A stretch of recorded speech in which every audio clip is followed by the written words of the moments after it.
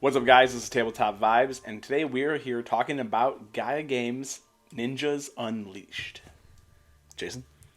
This was a great game. So if you're looking for a game that has absolutely fantastic artwork, that has like everything's overpowered and you're just crushing everything, but you're both like competing, this is the game for you. Team Samurai. Absolutely. Team Ninja. Yeah, so I mean, it's a freaking blast. Absolutely. So let's start off with we became ninjas. Yep. Playing the game, and we were actually made into ninjas by Gaia Gamez. Exactly. And well, you're more of samurais. Yes. So I'm House of the Trader. Yes. Convenient. And House the Strategist. And the House Strategist, which makes sense. Makes complete sense. So yeah, we get to take on houses, get our apprentices, make our ninjas, get our students, send them on missions. Yep. Then get elite warriors, battle it out, and then have your house claim the most celestial points. Yep. So let's break it down. All right, so you got your card types, so you got your ninjas. That's what we're here for. Yes. There's two different types of ninjas. You have your elite ninjas, which are uber powerful, really powerful abilities. They're worth the most points. You want to claim them into your house. That's how you set up really your engine of doing stuff. They're super powerful. Yep. A lot of them have card effects that come into play when they come into play, and or you can activate with an action. Right. You also have your apprentice ninjas. Now, these are the ones that you're going to train them up, and then you're going to send them off on missions. Stooges. Yeah. And they have some pluses or minus modifiers, which may help them complete the mission or hurt an opponent trying to complete that mission. Right. Or help you in a battle against another apprentice on that mission. There's multiple clans running around. Right. So then you have student cards. So with these student cards, these are the ones that they're coming in, they're young kids, and they got to be trained by the samurais, to be, the best ninja they can be. Right. So with these, you're going to bring them in, and then hopefully it's a random effect, but they'll graduate into those apprentice ninjas that can be sent on their missions. Right. And the thing about it is there is a lot of dice in this game. Dice manipulation. There's not a lot of dice, but there's a lot of dice manipulation. So with your students, in order to get them to rise up and train through to be apprentices, got to roll a dice. And one cool factor is that just because it's high numbers on rolls for this game doesn't mean you're going to succeed. Right. I can finally win a game with dice. Right. Some you succeed when you're high, and some you succeed with a low, depending on what it was. Right. So like with the students, you have to get it high. Yeah. And so if you don't, if you roll a 1. That kid's done. He leaves the village. Yeah, he flunked out. He's banished. He's never coming back. That's right. If you get 3 or above, 4 above, he graduates. Yep. And if you get a 3 or 2, he's still in school. Yeah, or 2. Yeah, stay in school, kids. Yeah. Train harder with your weapons of master strength. So you got your counter cards, and these are exactly what they sound like. Somebody does something, and you're going to counter it. These are fun. Interrupts, pretty basic. And you can counter a counter. Yes, and counter a counter a counter.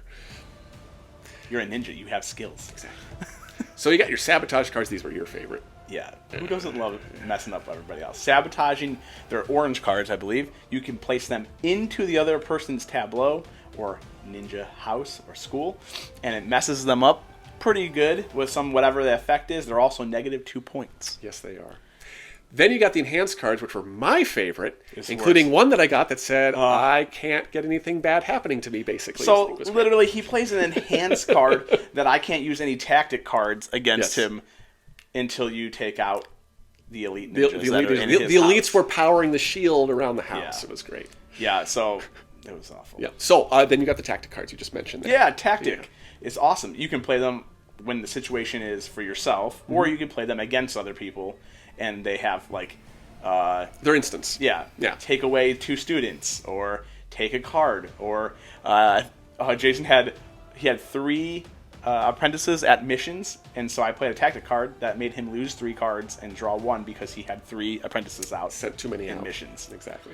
He didn't protect his house. Nope.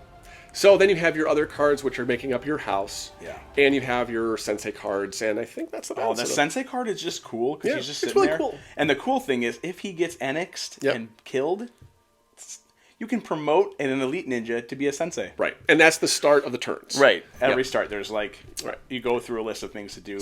So that's the first thing, is if you lost your sensei due to somebody playing something, you got to promote a new guy. You get a new guy. Who's training your dojo, your house, clan, Right. You don't got a sensei. And I'm not just saying that. If you don't have a sensei, then you can't train. You can't bring people in. You can't do that because there's nobody to lead it.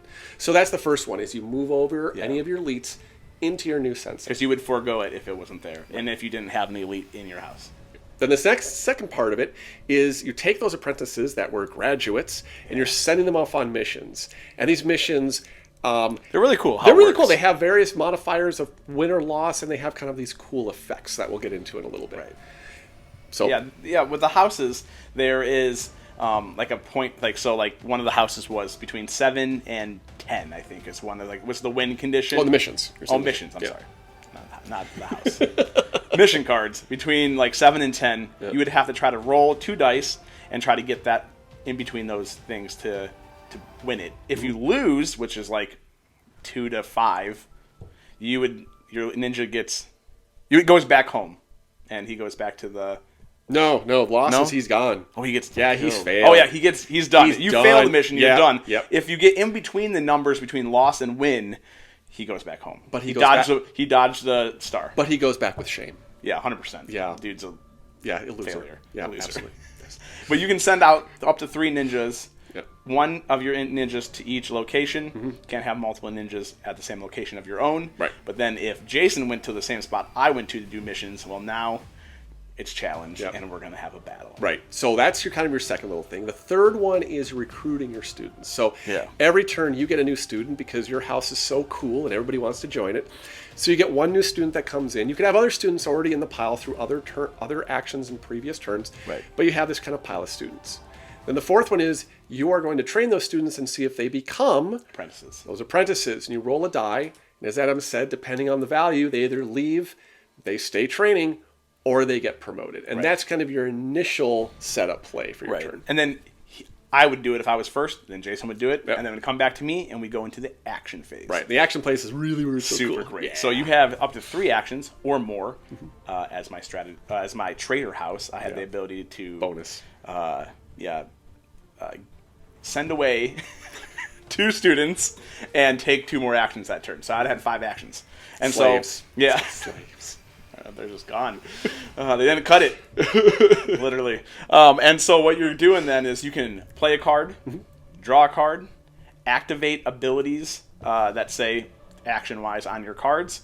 That are in your houses. In your houses, and your tableau.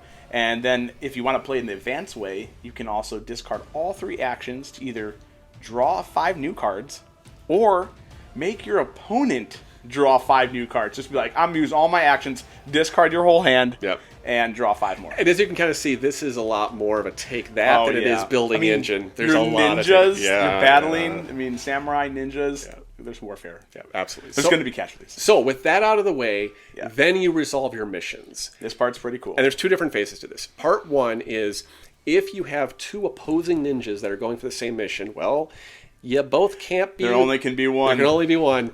So they're going to battle out. And how this works is you each roll 1 die. Mm-hmm. You add or subtract your various multipliers on those ninjas. Right. Whoever has the higher value will win, and the other ninja will go home, unless the losing ninja has a 1 or a 0. Right. And then they are brutally removed from gone. The game.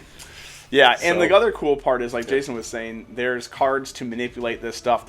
You can use counter cards to make someone have 3 less pips on their dice roll. Yep.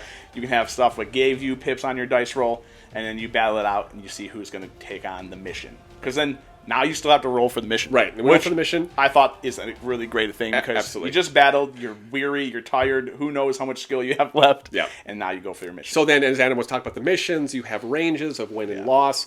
You see if they work. And what I liked about this was you could go in and battle with somebody and you're really wanting to go for high dice, but the mission then needs to be low.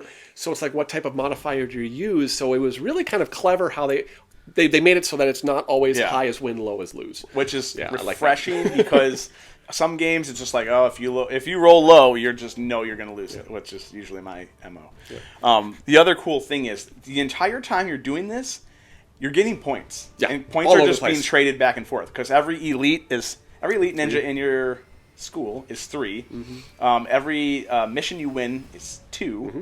And then every apprentice you have is 1. Right. Every sabotage card you have is -2. And you're making all. I mean, it's going back and forth. And your enhancements are 1. Oh, and your enhancements are 1. So your score keeps kind of going up and down as the round progresses. Right. So then sending your apprentices out and then them not coming back. Yeah. You are losing potential points. Yeah. And then you can also use abilities like strike. And you know what strike. Yes. So it's really cool. So you keep playing these rounds until you hit a preset value of points, and then whoever has that value wins.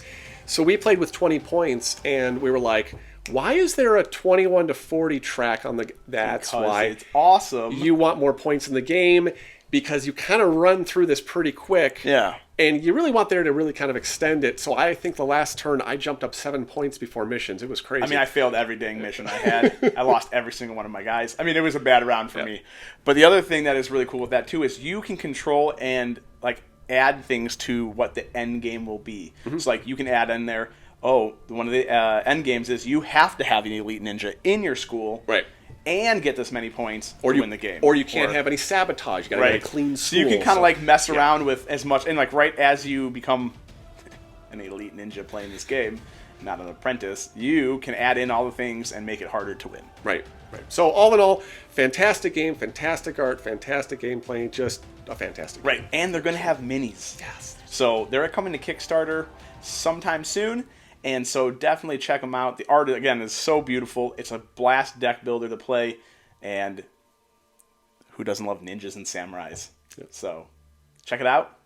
Like, subscribe, and comment on your favorite ninja animated show. Which is, mine is, Naruto is pretty decent. I don't really have one. That's fine. Yeah, sorry about Soul that, guys. Eater. You can do... Yeah. Shaman King. That's my favorite. Okay. If you had never seen it, it's awesome. But yeah, and we'll check you next time. Ninjas out.